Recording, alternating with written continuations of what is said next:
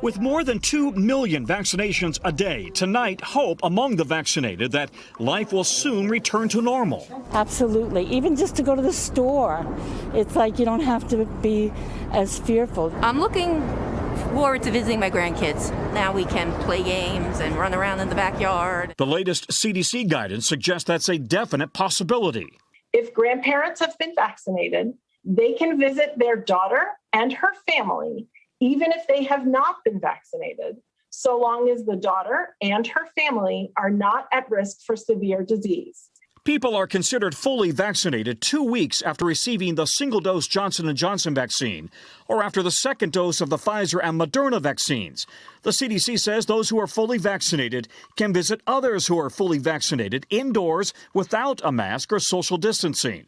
Visit with unvaccinated people from a single household without a mask if those people are at low risk for COVID, younger with no comorbidities. If vaccinated people are exposed to someone who's COVID positive, there should be no reason to quarantine if they're asymptomatic.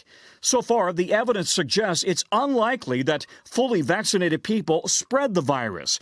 But because that's not definite, the CDC is still urging vaccinated people to wear masks in public, like grocery stores, to protect the unvaccinated and encourage others to do the same. We see the light at the end of the tunnel, but we're still in the tunnel. It's not that hard to wear a mask. Just wear a mask. Assume everybody you come in contact with is probably infected with this virus, because it's possible, and protect yourself. And with spring break season now underway, the CDC continues to advise against travel for now. Therefore, everyone, whether vaccinated or not, should continue to avoid medium and large size gatherings as well as non-essential travel.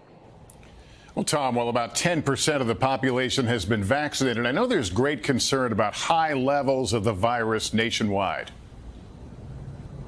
Yeah, nearly 60,000 new cases every single day, 2,000 deaths every single day, and the new variants are in every state in the country. So the CDC says the risk remains very high. Thanks for watching our YouTube channel. Follow today's top stories and breaking news by downloading the NBC News app.